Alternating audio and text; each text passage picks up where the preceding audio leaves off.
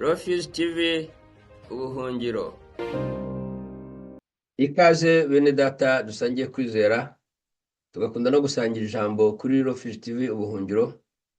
Uyu mwanya ndagarutse kugira ngo dukomeze tuganire ku ijambo ribategurira cyangwa ribateguza kuyoborwa n'umwuka mu mirimo yanyu ya buri munsi. Twamaze kubona yuko abayoborwa n'umwuka ari bo bana b'Imana, ariko kandi ndagira ngo dukomeze turebe nuko uwo mwuka utuyobora ukoresheje ijambo. Ijambo bita iry'Imana ni ukuvuga kuva mu isezerano rya kera kugera mu isezerano rishya, n'ijambo bita ijambo rya Yesu Kristo, ari ryo jambo rihera ku mavanjiri, ni ukuvuga mu isezerano rishya rikagera ku byahishuriwe. Umunsi ndagira ngo mbereke ko n'ijambo rya kera ryo mu isezerano rya kera naryo rishobora kutwigisha, naryo ni umwuka w'Imana, ariko buri mwuka w'Imana ufite imirimo ugomba gukora. Iryo jambo rya kera rifite ibyo rikora bitandukanye n'ijambo ryo mu isezerano rishya. Dusome mu Migani 6:6 kugera ku 10, handitse ngo: wa munyabute we, sanga ikimonyo witegereze uko kigenza kandi ugira ubwenge. Ntikigira umutware cyangwa igisonga cyangwa shebuja, ariko gihunika ibiryo byacyo mu cyi, kandi mu isarura kikishakira ibigitunga. Uzasinzira ugeze ryari, wa munyabute we? Uzakanguka ryari? Uti henga nsinzireho gatoya, nihwitureho kanzinya, kandi nipfunyapfunye nsinzire. Nuko ubukene buzakugeraho nk'umwambuzi, n'ubutindi bugutere nk'ingabo. Gusinzira hato, kudamarara hato, gupfumbata amaboko hato ngo uruhuke, niko ubukene bwawe buzaba nk'umujura, n'ubutindi bwawe nk'umuntu witwaje intwaro. Murabizi bene data yuko amagambo y'imigani ni amagambo ya Salomoni. Salomoni akaba ari umugabo Imana yahaye ubwenge, ariko ntabwo Salomoni yitwa umuhanuzi. Yamuhaye ubwenge kubera ko yaramutoranyije ngo abe umwami wa Isirayeli akiri mutoya. Noneho Imana imusabye kugira ngo ayisabe icyo ashaka, yayihaye ibitambo, ayisaba kugira ubwenge bwo kuyobora igihugu. Yabonaga kimurusha imbaraga, ari umwana muto, kandi afite bene se bashakaga ubutegetsi isi yari yamusigiye. Imana irishima kuko atayisabye ibintu bibi byo kwica abanzi be, cyangwa se atayisabye ibintu bibi bitari bibi ariko byo kwinezeza by'ubukire. Iti nzaguha ubukire kandi nkurinde n'indwano, ngukize abanzi bawe, ariko nzaguha ubwenge wasabye kuko ni ikintu cyiza. Ni umugabo rero niwe wanditse imigani, yanditse n'izindi nyandiko. Bityo inyandiko y'imigani ntabwo ari ijambo ry'Imana mu by'ukuri, ni ijambo ngo ryahumetswe n'Imana, ariko amagambo aririmo ni ay'umuntu mbere yo gutekereza ko ari amagambo y'Imana. Kuko guhumeka Imana ivuga ntabwo ari ukuza gutanga dicte ku muntu ugiye kwandika ikintu, ahubwo ni ukumuha ibitekerezo. Noneho uwo yari yarahawe ubwenge gusa burusha ubw'abandi, ariko ni ukumuha ibitekerezo. Amagambo rero umuntu akoresheje ni amagambo ye, ntabwo ari amagambo y'Imana. Dore muri Timoteyo, ibyo ntabwo bivuguruza ibyo Timoteyo banditse. Timoteyo wa kabiri igice cya 3 umurongo wa 16, aho handitse ngo: ibyanditswe byera byose byahumetswe n'Imana ngo bigira umumaro wo kwigisha umuntu. Ijambo ry'imigani rifite umumaro wo kwigisha umuntu, ariko ntabwo ijambo ry'imigani rifite umumaro wo kwemeza umuntu ibyaha. Kuko ijambo rifite umumaro wo kwemeza umuntu ibyaha ni ijambo rya Mose, ni ijambo ry'amategeko. Ijambo rifite umumaro wo gutunganya umuntu ntabwo ari ijambo rya Mose, kuko amategeko ntabwo atunganya umuntu, ahubwo amategeko aramuhana, cyane cyane ko aba yayishe. Ni ijambo rya Yesu Kristo, kuko niryo ribabarira umunyabyaha kandi rikamuha ku buntu ugukiranuka, rikamwozaho ibyaha byose. Naho ijambo rihanura umuntu gukiranuka ni iry'abahanuzi, kuko abahanuzi nibo bubatsaga umuntu ko yishe amategeko kandi bagomba kuyakiranukamo uko abishoboye. Ariko kandi abo bahanuzi ni nabo bateguje ko Imana izatanga gukiranuka kwayo, ikohereza umwana wayo kugira ngo atange gukiranuka kw'Imana. Bityo iyo bavuze ngo Imana yahumetse ijambo ryanditse muri Bibiliya, yahumetse ijambo riri mu byiciro byose. Hari iryo yahumetse ari iryo kwigisha gusa, nta kindi rishobora gukora uretse kwigisha abantu, nk'iryo mu migani. Hari iryo yahumetse irihayemo inspiration Mose, ariko ari iryo kwemeza abantu ibyaha, kuko amategeko yabereho kugira ngo abantu bamenye ko bafite ibyaha. Hari iryo yahumetse ryo riza mu kanwa k'umwana we Yesu Kristo, ariko ni iry'imbabazi n'urukundo, iryo ngiryo niryo ritunganya umuntu. Noneho hari n'iryo yahumetse irihumekeye mu bahanuzi kugira ngo babwire abantu ko ari abanyabyaha, kandi ko agakiza k'Imana kazaza mu mwana wayo kanyuze mu kwizera. Donc nibyo guhanurira abantu gukiranuka. Numva rero yuko kuvuga yuko imigani atari ijambo ry'Imana kuri ijambo ry'Imana nubwo ryahumetswe n'Imana, ntabwo ari ukuyoba. Ijambo ryahumetswe n'Imana rero ryo kwemeza umuntu ibyaha ni ibitabo 5 bya Mose. Naho ijambo ryamutunganya rikamukuraho ibyo byaha, rikamuzaho ibyaha, rikamukuraho imyanda yose n'icyasha cyose, ni irya Kristo. Ijambo rihanira umuntu gukiranuka ni iry'abahanuzi, swati ribibutsa yuko bakiranuka mu mategeko mu gihe cyo kwa Mose, cyangwa se ribabwira yuko Imana izakiranura abantu mu kwizera umwana wayo bya kino gihe ari byo turi. Dusomye imigani 19:15 haranditse ngo ubute butera gusinzira ubuticura, kandi uwinaniwe arananuka. Uwinaniwe ni uvuga umuntu utishoboye, arasonza, ni nako izindi version zivuga. Rero umunyabute we arasonza, kandi umutera gusinzira ngo ubuticura. Ku murongo wa 17 w'imigani ya 19 hari ikindi kintu ngira ngo tucyumvikaneho, hatazagira umuntu witwara rubereke, ngo ubabariye umukene abagurije Uwiteka nawe azamwishyurira ineza ye. Ni ukuvuga ngo Uwiteka aha umuntu wahaye undi. Urebye rero Uwiteka aha umuntu ufite, naho udafite ntacyo Uwiteka amuha. Siko byanditse buriya. Ubabariye umukene ni ukuvuga ufite icyaha umukene, ngo bagurije Uwiteka, bityo Uwiteka yishyura nde? Umukene? Oya, Uwiteka yishyura wa wundi ufite, ahubwo yagiriye impuhwe umukene. Ibyo rero bikaba bivuga ngo aho kugira ngo umuntu yifuze kuba umukene ngo hano Imana izamutabara, wakwifuza kuba umukire ahubwo ukita ku mukene, kubera yuko Imana noneho izakongerera ku bukire bwawe. Umubwiriza igice cya 10:18 haranditse ngo ubute bugoramisha igisenge, kandi amaboko adeha atuma inzu iva. Bivuga ngo umuntu w'umunyabute ntabwo ashobora kubaka inzu ye ngo ayuzuze. Umuntu w'umunyabute atuma inzu ye itagira igisenge kizima, igahora imutonyangira, kandi iyo nzu irasenyuka. Nibutse ubuhamya bw'abantu bajya bavuga ngo bavuye mu bibazo, uretse ko bavuga ibibazo ngo Imana yabakuyemo, nkibaza ni Imana yabakuyemo cyangwa nibo babivuye. Muravuga ngo yabaye mu buzima ngo atega indobo, inzu iri kumuvira hejuru, atega umutaka hejuru y'abana, ibintu nk'ibyo ngibyo. Witegereje cyangwa nabo bantu bazasubira inyuma bajya kureba ikintu cyabakuye mu buzima bwo gutega indobo, ntabwo ari uko basenze, ahubwo ni uko bakoze. Ntabwo Imana yigeze iva mu ijuru ngo ize gusana cya gisenge, ahubwo ni uko yafunguye imiryango, noneho umuntu ashobora kubona uburyo bwo gukora ngo azashobore gusana igisenge cye, yo kongera gutega indobo, azashobore gusana igisenge cye, yo kongera kwitwikiriza umutaka nijoro igihe imvura iri kugwa, kandi ari mu nzu. None ukuvuga ngo ubukene ntabwo umuntu abukurwamo no gusenga no kwiriza, ubukene umuntu abukurwamo no gukora, kandi nibyo byanditse mu ijambo turi gusoma hose. Reka rero mbereke mu Batesalonike ba kabiri igice cya 3 ku murongo wa 4 kugera ku wa 12 haranditse ngo ubwanyu muzi ko mukwiriye kutwigana, kuko tuticaga gahunda muri mwe, cyangwa ngo tugire uwo turya ibye ku busa, ahubwo twagiraga umuhati n'imiruho dukora ku manywa na nijoro, kugira ngo tutagira umuntu muri mwe turemerera. Icyakora si uko tudafite ubutware, ahubwo ni ukugira ngo tubiheho icyitegererezo ngo mugere ikirenge mu cyacu.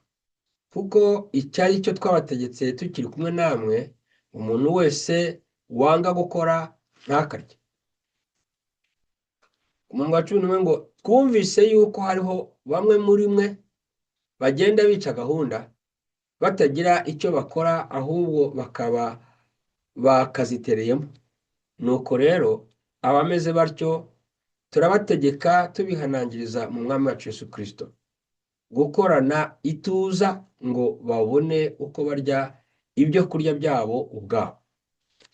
Ahantu ndahasomye nibuka kera nki mu mashuri muri universite tugeze kugira retraite y'urubyiruko rwo muri universite, haza umuprofeseri kutwigisha, nawe yari umupasiteri, aratubwira ati Yesu Kristo yari umubaji atunzwe n'ububaji, ati Pawulo intumwa yari umuboshi w'amahema bigatuma nawe yitunga, ati abapasiteri banyu batunzwe n'iki? Niba batagira icyo bakora ni abajura. Yari byadutangaje ko nawe ari umupasiteri, ariko ari umupasiteri w'umuprofeseri, ni ukuvuga yarigishaga.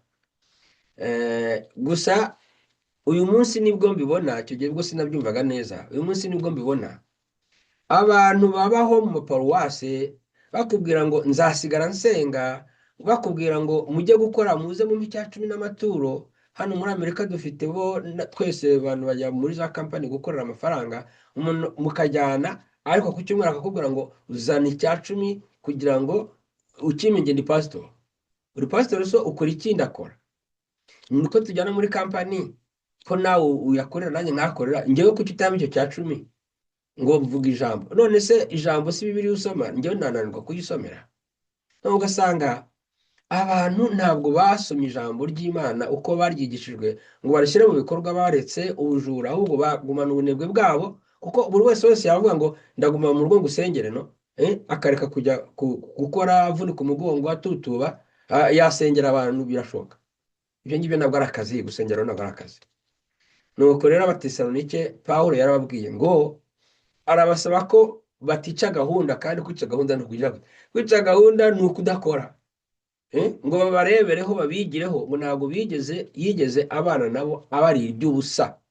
Nuba mu pasitoro, bishop, wari wese muri cya 10 n'amaturo ye mu bakirisitu, mu iby'ubusa ni umujura, ntabwo ari byo bivuze, ahubwo dore uriya Pawulo yaravuze ngo uwo muntu udashaka gukora muzamureke ntakarye, niryo tegeko ngo batanze. Niyo tuvuga ngo ntabwo barabuze ubutwari, ni ukuvuga ngo bari bashoboye gutegeka ngo abantu babazanire ibya 10 n'amaturo, babazanira amaturo, ariko ntabyo bakoze kugira ngo batange urugero rwiza hatagira umuntu n'umwe baremerera.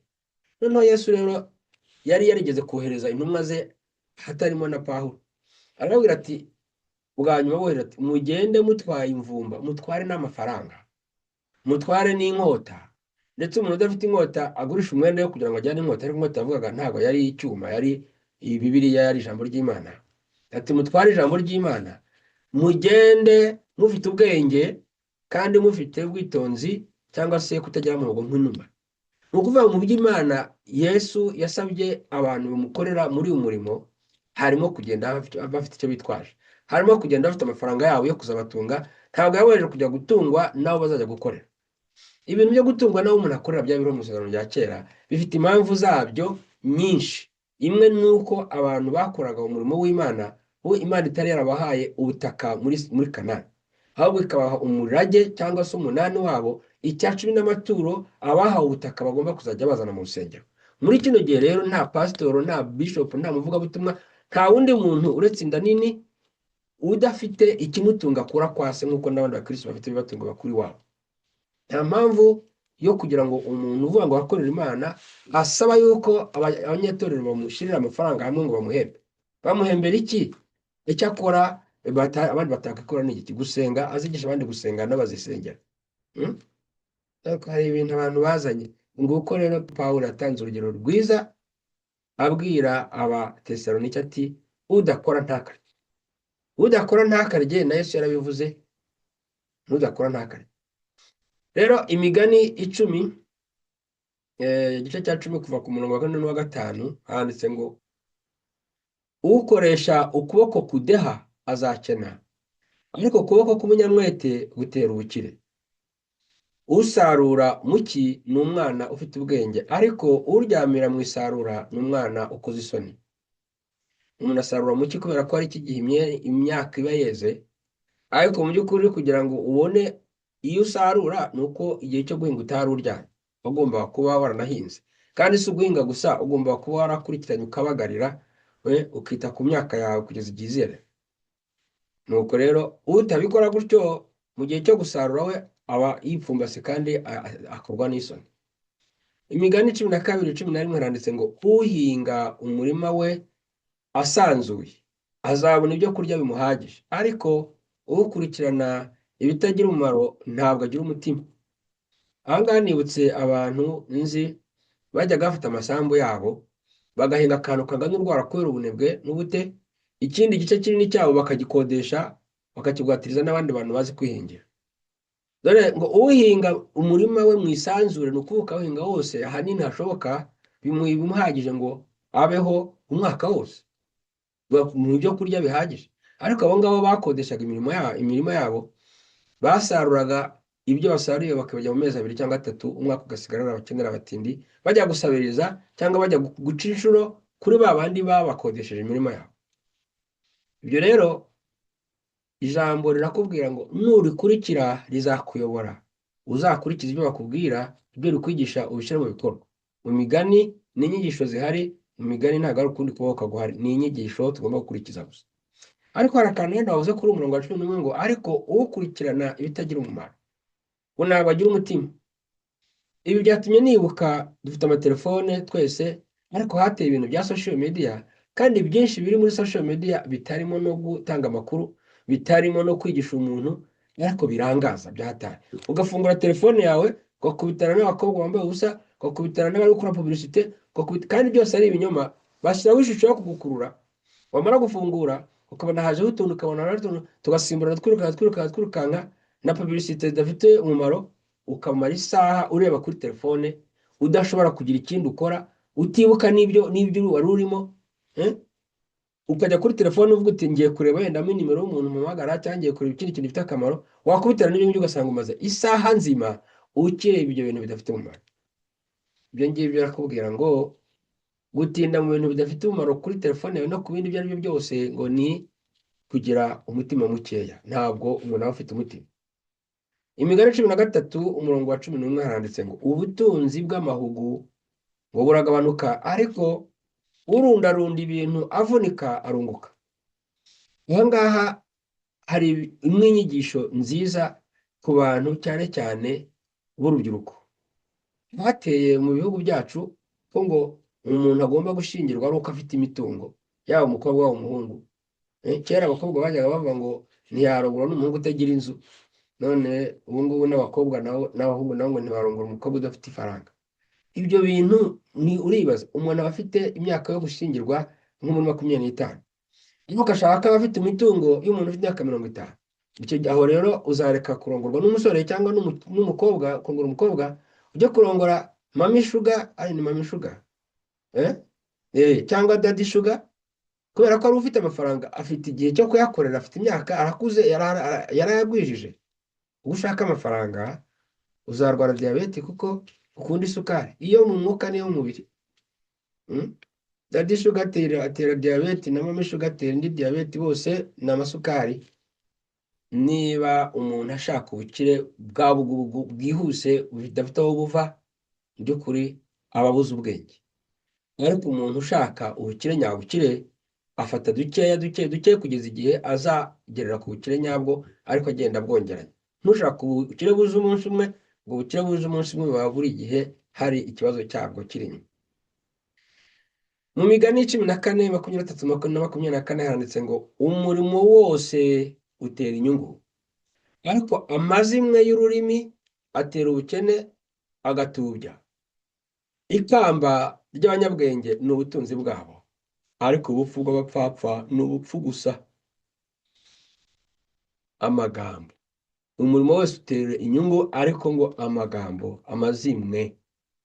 Hari ukuntu abantu batekereza ko abantu bakoresha amagambo gusa, cyane cyane bakoresha kugira ngo bakunde bungukemo, bataba bavuga amazimwe. Abantu bigisha ijambo bagiti ry'Imana, ariko mu by'ukuri bakaryigisha kugira ngo bakunde babonemo indonke, babacuruza amazimwe, ntabwo baba kwigisha ijambo ry'Imana. Kuko amagambo ubwayo ntabwo ari akazi, ntabwo amagambo yigeze aba akazi. Niyo mpamvu abayafite ari impano bayaherewe kugira ngo bigishe abantu, ariko ni ku buntu.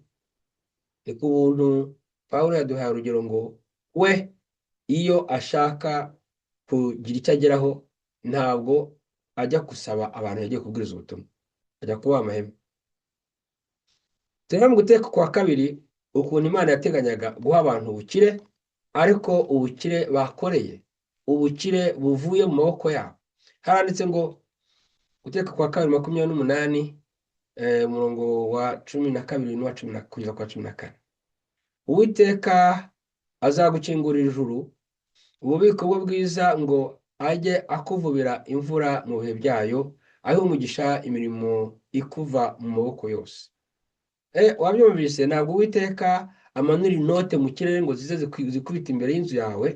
Ntabwo Uwiteka aza ngo yuzuze icyumba cyawe ibifaranga, ngo ahubwo akora iki? Afungura ijuru rikamanura imvura, afungura ijuru rikazana izuba, kugira ngo imigisha ibe iturutse ku mvura no ku zuba ku bihe. Ibihe bimaze iki? Ni uko imvura iramutse iguye ntiwayibonamo umugisha niba utarahinze. Izuba riramutse rivuye ntiwaribonamo umugisha niba nta myaka yawe rije gukuza. Uri kubyumva? Ni ukuvuga ngo imigisha y'Imana ntabwo ari ibintu biza byituye hasi biva hejuru ngo byikwiture hejuru. Ntabwo ari inka za manu. Manu ntabwo ari umugisha abahereye bose baheze mu butayu. Ngo uzaguriza amahanga menshi maze ntuzayaguzaho.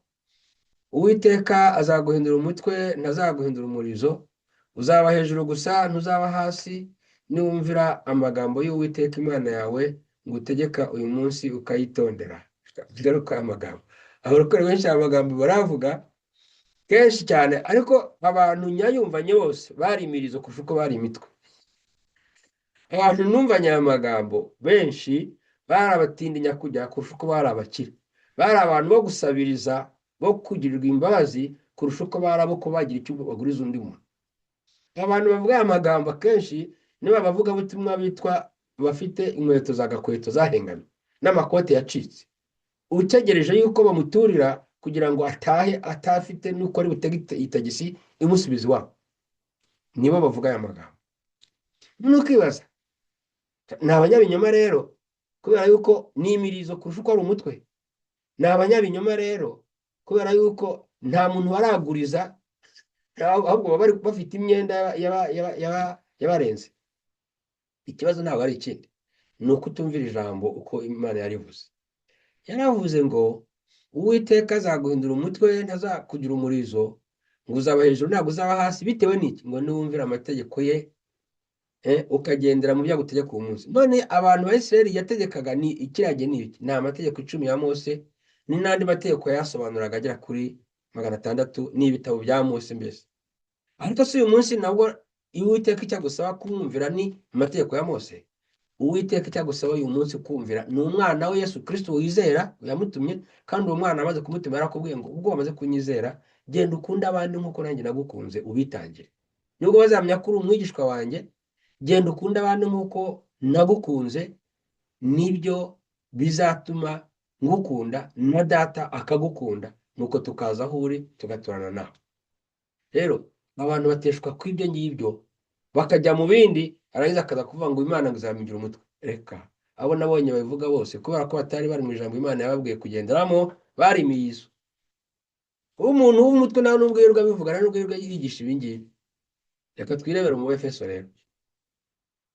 Mu Efeso hari igice cya 4 ku murongo 20 handitse ngo uwiba ntakongere kwiba, ahubwo akore imirimo akoresha amaboko ibyiza kugira ngo abone uko afasha umukene. Hano nigeze kubereka yuko umuntu ufashije umukene abagurije Imana, bityo Imana iramwishyura. Noneho uko ufashije umukene ukabagurije Imana, ubwo Imana iyo ikwishyuye iba ihaye umukene, ibihaye umukire, kuko iyo uguhaye wowe kuko washobora guha umukene. Bityo rero Imana ntabwo iha abakene ahubwo Imana iha abakire. Wavuga uti none se ko hari ijambo bahora batwigisha rivuga ngo Imana ikura ku cyavu ikicaranya n'ibikomangoma? Iryo jambo ryo rivuga iki? Naritekerejeho ndi gutegura iyi nyigisho, njya kureba aho ryanditse muri Samuel wa mbere igice cya 2 umurongo wa 6 kugera ku wa 8. Aho haranditse ngo Uwiteka arica agakiza, ashyira ikuzimu kandi agakurayo.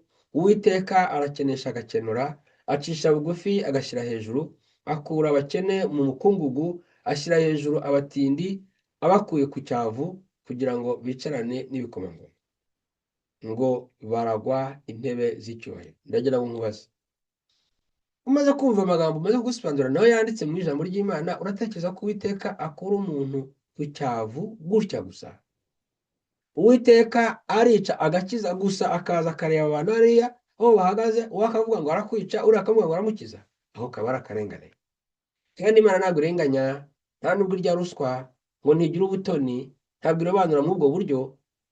Niyo mpamvu rero Uwiteka uwo yica ibimujijije icyo yakoze kigomba kumwicisha, n'uwikiza abamukirije icyo yakoze. Uwo Imana ishyira hejuru ibimuzamuye kubera icyo imuhembeye icyo yakoze, uwo ishyira ikuzimu imujyanayo kubera icyo yakoze ahaniwe. Uwiteka akenesha umuntu amujijije bwa bute, kuko byakunze kubivuga, kandi akenura umuntu amuhembeye umwete agira. Uwiteka acisha bugufi abantu kubera yuko baba bafite impamvu zituma bagomba gucishwa bugufi, harimo kwishyira hejuru cyane cyane, agashyira hejuru abantu kubera ko baba baciye bugufiya. Uwiteka akura umuntu mu mukungugu kubera ko hari icyo yakoze gishobora gutuma akurwa uwo mukungugu, asubira umuntu hasi kubera icyo yakoze gituma agomba gushyirwa hasi. Niwe ubikora ariko abikora nk'igihembo cyangwa nk'igihano. Niyo mpamvu rero ntabwo ari Uwiteka ushyira abantu ku cyavu cyangwa ngo bakureho, ahubwo ni Uwiteka uhanira abantu ubute bwabo n'ubunebwe, cyangwa se agahembera abantu umwete bafite. Turabisoma muri Luka. Hari umugani Yesu yabwiye abantu wa za Mina, Luka 19:21 kugera ku 26.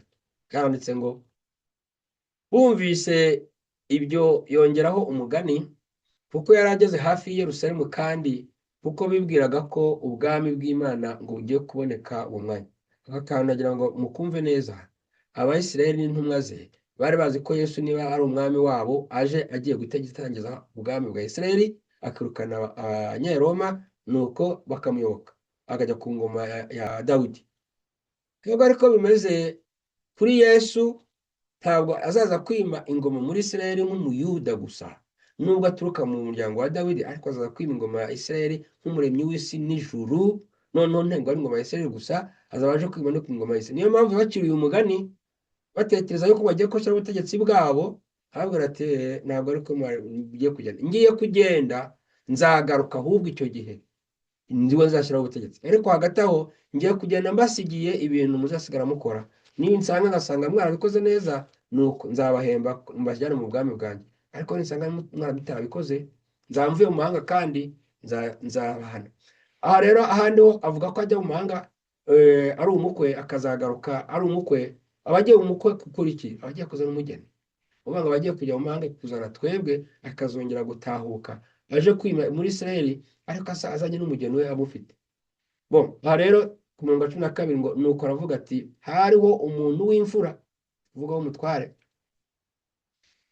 w'imfura, wazindukiye mu gihugu cya kure kwimikwayo, ngo yamara kwimika akagaruka. Nuko ahamagara abagaragu be 10, abaha mina 10, arababwira ati, mube muzigenzura kugeza aho nzazira. Ariko ingabo ze zaramwangaga, zimukurikiza intumwa ziti, uyu ntidushaka ko adutegeka. Urumva ko mina 10 azigeneye abantu 10, buri wese abona imwe, nta kubarutanya, ntabwo harimo nkunzi, nta ruswa irimo, abahaye buri wese ikintu kimwe. Mina rero ni zahabu mu by'ukuri, ni amafaranga ariko y'izahabu. Noneho abahaye amazahabu yo kugira ngo bazasigare bacuruza. Arigendera. Agarutse amaze kwimikwa, ategeka ko bahamagara ba bagaragu yasigiye za feza, ngo amenye urugenzo umuntu wese muri bo yagenzuye. Uwa mbere araza ati, mwami, mina yawe yavuyemo izindi 10. Aramubwira ati, nuko mugaragu mwiza, kuko ukiranutse mu gito, nuko ube umutware w'imisozi 10. Imisozi 10 mu zindi Bibiliya bavuga ngo ni imijyi 10. Yamugize umutware w'ubuyobozi mu mijyi 10. Haza uwa kabiri ati, mwami, mina yawe yavuyemo mina 5. ubona baramubwira ati nawe ugizwe umutware w'imisozi 5. Nuko baramuhaye gutegeka imijyi 5. Uwa nyuma rero muri abantu 10 araza aramubwira ati mwami dore mina yawe narayibitse ipfunyitse mu gitambaro kugira ngo itandura. Nuko kuko nagutinye kuko uri umunyamwaga ujyana ibyo utabitse ugasarura ibyo utabibye, aramubwira ati ndagucira urubanza nkurikije ibyo uvuze. Wa mugaragu mubi we, wari uzi yuko ndi umunyamwaga, ko njyana ibyo ntabitse, ko nsarura ibyo ntabibye? Ni iki cyakubujije guha abagenzi feza yanjye ngo bayigenzure, maze naza kuyitwara ukayimpana n'urugenzuro rwayo? Abwira abari aho ati nimumwake mina ye muyihe ufite mina 10. Yumvise abafite nibo bahabwa bongererwa. Aramubwira bati mwami ko afite 10. Yesu noneho abwira abo yari kubwira ati ndababwira yuko ufite azahabwa, ariko udafite azamburwa n'icyo yari afite. Murindi somo aka kantu nza kukagarukaho cyangwa nzakagarukaho uzarikurikirane. Nzaba ndi kwereka ko ikintu Yesu avuga yasigiye abantu barangiza ntibakibyaza umusaruro, yarangiza akazakibambura ni ijambo ry'Imana. Ni ijambo bari bafite batashoboye kumva kubera ko bataryumvise, arabambura n'umwumvire bari bafite. Bityo rero iki ni ikibazo, ariko kizatubona igihe cyacyo. Ni ikibazo niba abantu bashobora kuba bafite ijambo ry'Imana ariko Imana yarabambuye n'imyumvire no gusobanukirwa iryo jambo. Ni ikibazo gihambaye. Ariko abashaka kumva iryo jambo, bafite ubwo bushobozi bwo kumva iryo jambo, bo Imana yabahaye ubushobozi bwo kumva ibirutaho ibirenzeho. Bibashimiye yuko mwakurikiye iyi nyigisho, kandi nkaba mbifuriza amahoro n'imigisha ituruka kuri Yesu Kristo umwami wacu. Nuko rero tuzasubira ubutaha, mugira umunsi mwiza. Refuge TV ubuhungiro. Mumaze kumva televiziyo ya Minisiteri Yera Mpuzamahanga Global Holy Ministries ifatanyije n'itorero ryera mpuzamahanga Global Holy Church.